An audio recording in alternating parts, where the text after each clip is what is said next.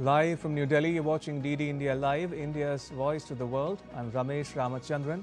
Coming up in the next 30 minutes. Prime Minister Narendra Modi says New Delhi blast conspirators will not be spared. The National Investigation Agency tasked with the probe.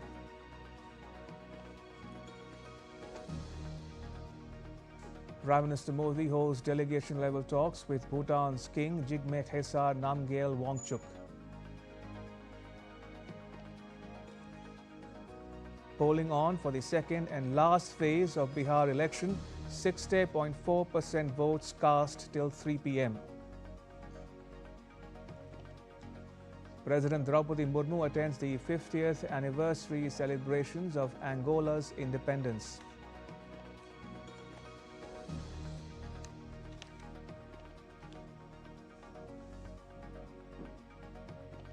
And the U.S. Senate votes to end government shutdown, sending the funding bill to the House of Representatives for approval.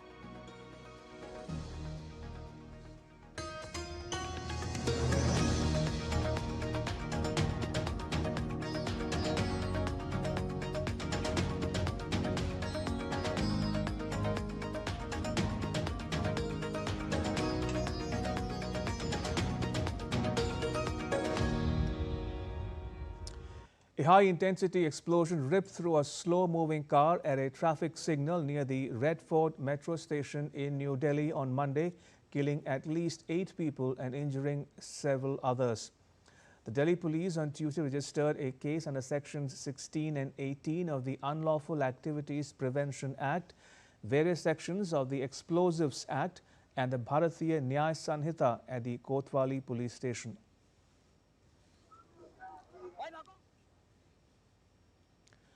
The Delhi Fire Services received a call regarding the explosion near the metro station gate number 1 at around 6:52 p.m. local time. The blast took place in a slow-moving car, following which several other vehicles also caught fire and sustained damage in the explosion. The area was cordoned off and the Rapid Action Force deployed. Teams of the Delhi Police, the National Investigation Agency, the National Security Guard, and the Forensic Science Laboratory are all investigating the incident. No terrorist outfit has so far claimed responsibility for the attack. Prime Minister Narendra Modi warned all those responsible for the New Delhi blast, saying that the conspirators will not be spared. He said that the nation stands with the grieving families and that security agencies will get to the bottom of the conspiracy. मैं यहाँ बहुत भारी मन से आया हूँ। कल शाम दिल्ली में हुई भयावह घटना ने सभी के मन को व्यथित कर दिया है। मैं पीड़ित परिवारों का दुख समझता हूं। आज पूरा देश उनके साथ खड़ा है। मैं कल रात भर इस घटना की जांच में जुटी सभी एजेंसियों के साथ, सभी महत्वपूर्ण लोगों के साथ संपर्क में था, विचार विमर्श चलता था, जानकारियों के तार जोड़े जा रहे थे। हमारी एजेंसियां इस षड्यंत्र की तह तक जाएगी। इसके पीछे के षड्यंत्रकारियों को बख्शा नहीं जाएगा।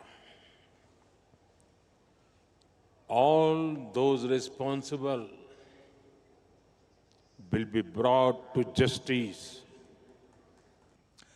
President Draupadi Murmu spoke to Home Minister Amit Shah on phone from Angola and inquired about the blast that took place last evening near the Red Fort in New Delhi.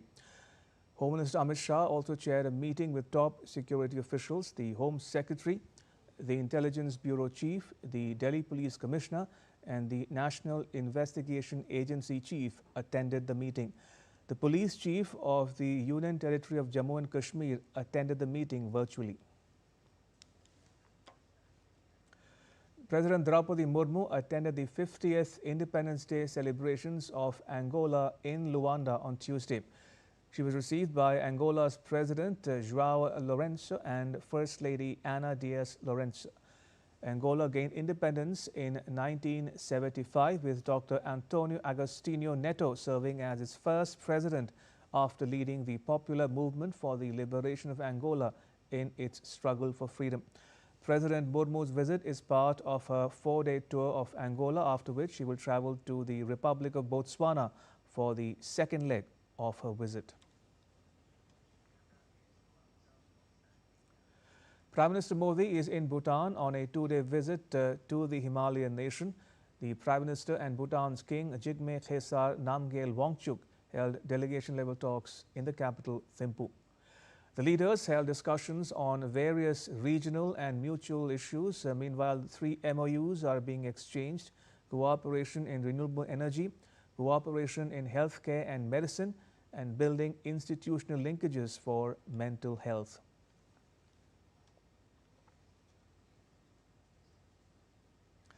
Earlier, Prime Minister Modi attended a program marking the 70th birth anniversary of former King Jigme Singye Wangchuk. Addressing a gathering, the Prime Minister hoped that the two countries will together walk the path of peace, prosperity and progress.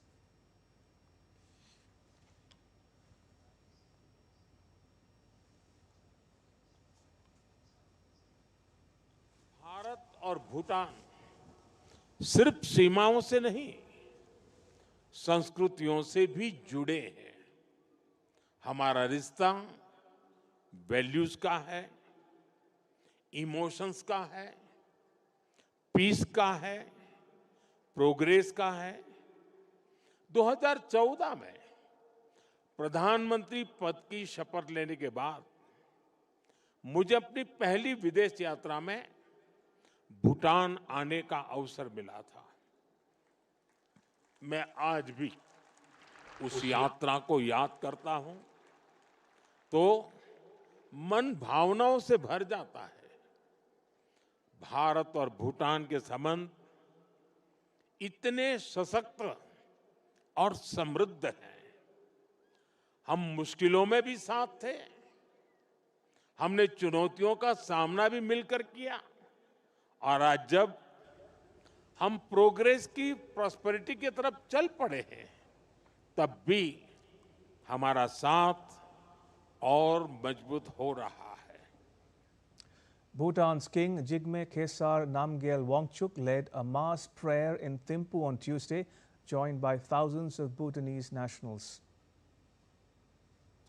The prayer was offered for the well-being of Prime Minister Narendra Modi, his vision of a strong India, and for the victims of the New Delhi blast.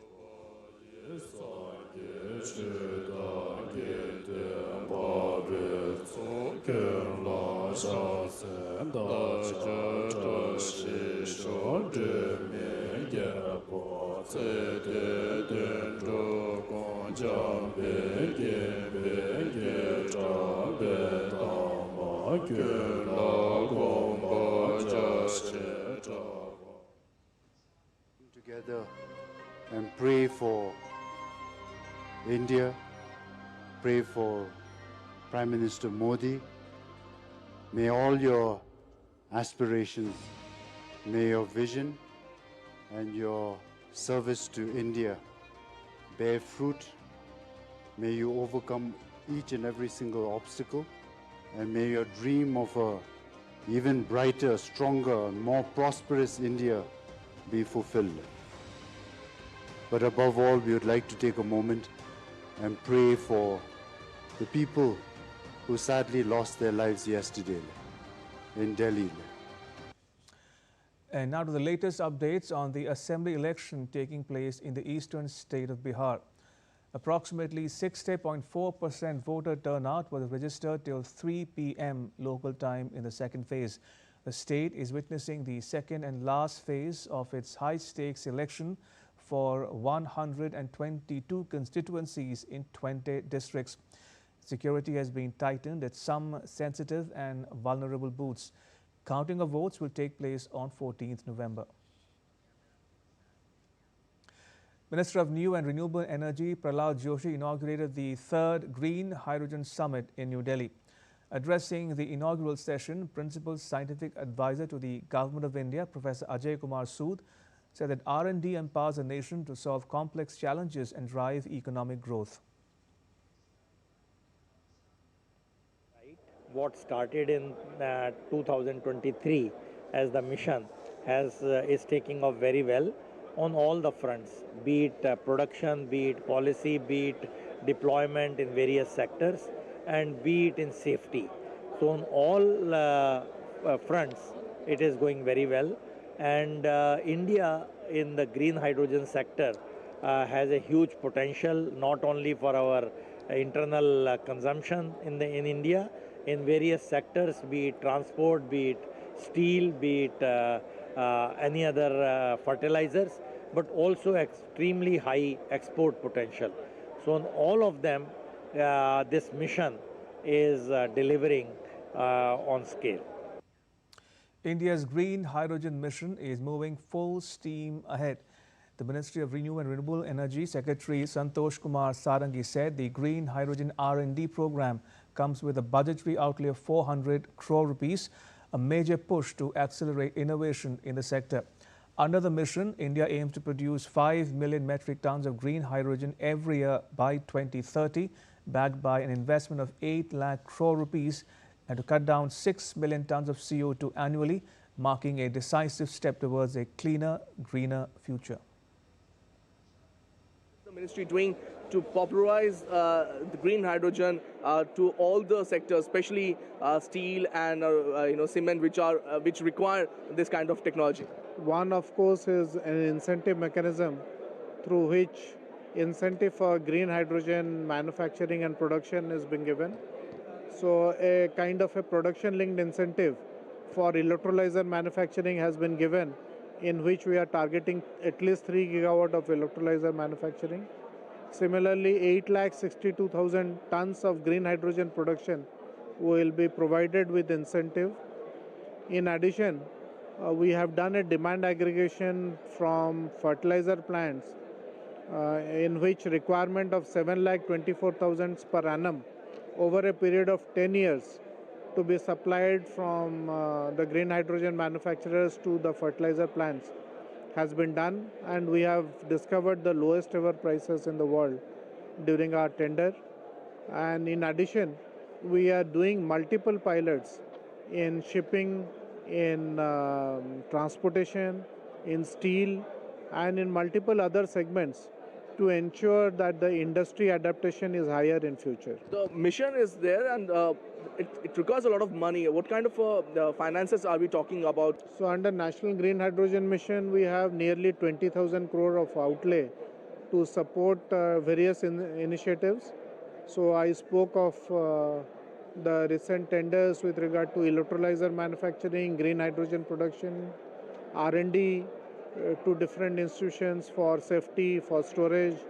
So there is a 20,000 crore outlay for this purpose, and we are supporting various interventions under this National Green Hydrogen Mission. So third iteration of Green Hydrogen Summit. What are your main thing that you think we can take it from this particular summit? Well, green hydrogen is at a critical juncture today, because we have seen some of the developed countries have reneged on their commitment for energy transition, reneged their commitment on climate change. So in this context, there is all the more need for collaboration and ensuring that countries join hands, thought leaders join hands, industry leaders join hands, and government and industry collaboration becomes stronger. So in this context, this international conference on green hydrogen is supposed to provide this platform for joint collaboration to promote our climate change commitments our green energy transition goals. Much appreciated time. So that was the secretary stating that collaboration is the key when it comes to providing India with green hydrogen, and the green hydrogen mission is expected to be a major boon for the country in the due course of time. With camera person Gaurav Giri, this is Taposh Bhattacharya for DD India from Delhi. Still to come on this edition of DD India Live. In the Philippines, the death toll climbs to 18 as Typhoon Fongwong hits the island nation. And former French President Nicolas Sarkozy released from prison.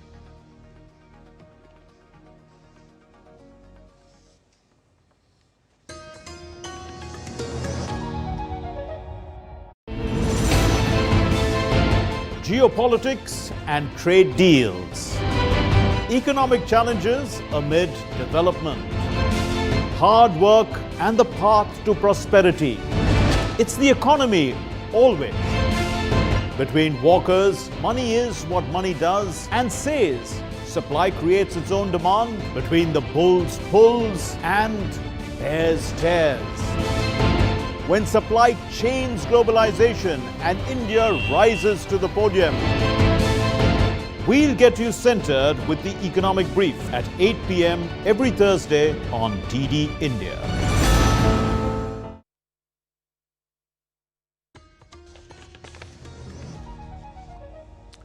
Welcome back. You're watching DD India Live. I'm Ramesh Ramachandran.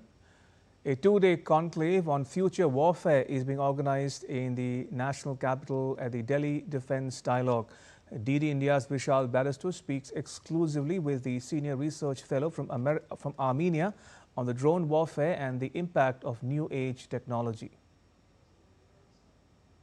We're talking about drone warfare, and I have with me Leonid, who is an expert and has a case study both on Nagorno-Karabakh and also on Russian-Ukraine warfare. And he's from Armenia. Let's talk to him and find out. Leonid, when we talk about drone warfare, what are the lessons for India, especially after Sindur? I think the biggest lesson is about massive and cheap drone technology. Prime Minister Modi, along with Bhutan's Prime Minister, inaugurated the Punat Sangchu 2 hydroelectric project, which is developed jointly by Government of India and the Royal Government of Bhutan. This milestone marks the advancement in India-Bhutan ties.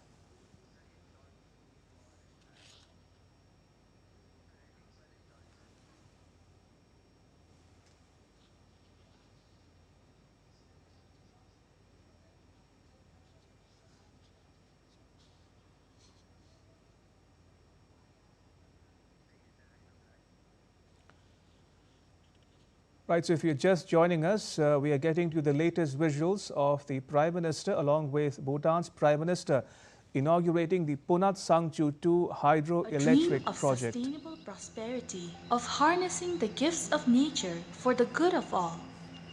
Together, Bhutanese and Indian minds, engineers, planners, and workers came together. Their tools, knowledge, dedication, trust. Their blueprint, partnership with purpose. As the Punat Sangchu flows endlessly, so does the friendship between Bhutan and India, lighting homes, empowering lives, and carrying forward a shared dream of peace, progress, and prosperity.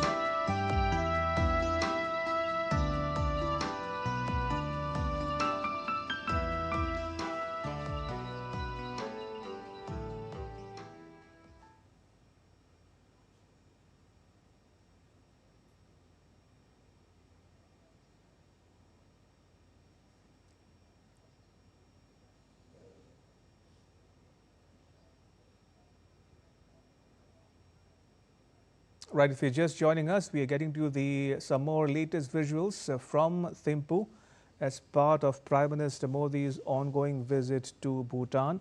He has just inaugurated the Punat Sangchu 2 hydroelectric project along with Bhutan's King Jigme Khesar Namgyel Wangchuk.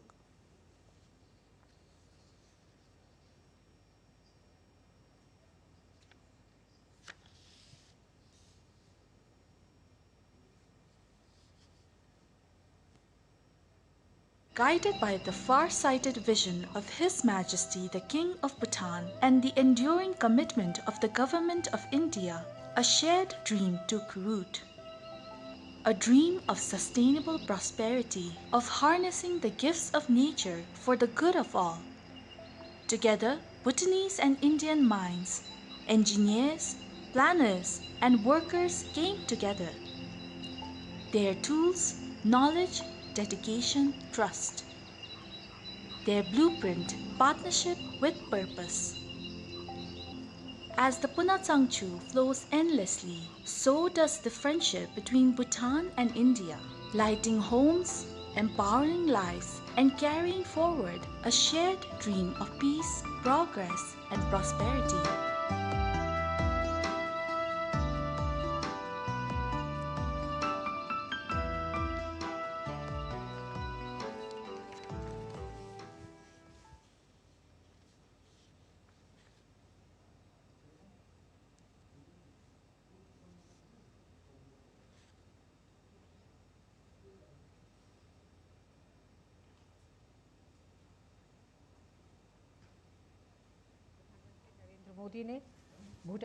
Right, so there you are seeing the latest visuals coming to you from Thimphu, where the two leaders, the Prime Minister Mr. Narendra Modi and the King of Bhutan, Jigme Khesar Namgyel Wangchuk, have just inaugurated the Punat Sangchu 2 hydroelectric project developed jointly by both India and Bhutan. Remember, the Prime Minister is on a 2-day visit to Bhutan.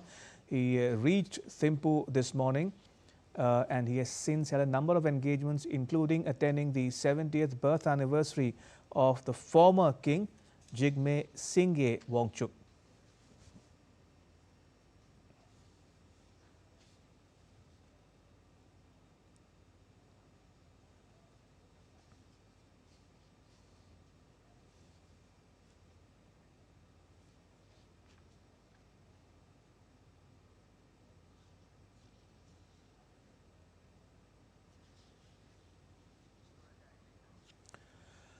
Right, just to recap, for the benefit of viewers joining us on this broadcast, we are getting to the latest news coming in from Thimphu, the capital of Bhutan, where Prime Minister Narendra Modi, along with the King of Bhutan, Jigme Khesar Namgyel Wangchuk, have inaugurated the Punat Sangchu 2 hydroelectric project built and developed by both countries, India and Bhutan.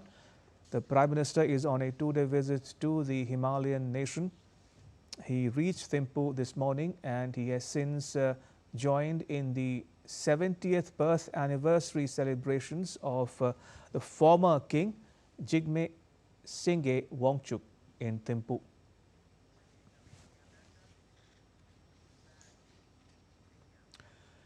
Moving on, the U.S. Senate passed legislation to reopen the government and end a record-long shutdown. President Trump backed the measure, making it likely that the bill could come to his desk within days.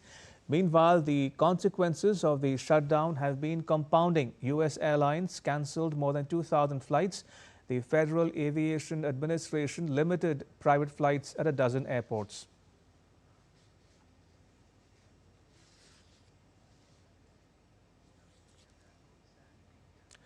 The United States is working with Switzerland on a deal to lower the 39% tariff rate it faces on exports to the U.S. President Trump told reporters on Monday, but said that he had not yet settled on a new rate.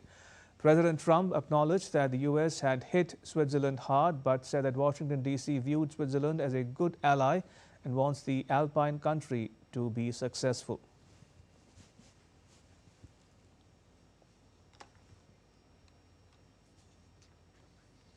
The Swiss government declined to comment on Monday after the country was close to reaching a deal with the U.S. that would reduce Washington, D.C.'s tariffs on its exports to 15%.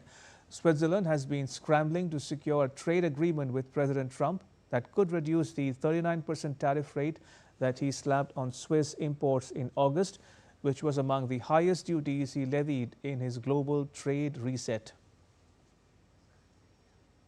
Former French President Nicolas Sarkozy posted on X on Monday that the truth will prevail after a court released him pending an appeal against his conviction for conspiring to secure funds from Libya.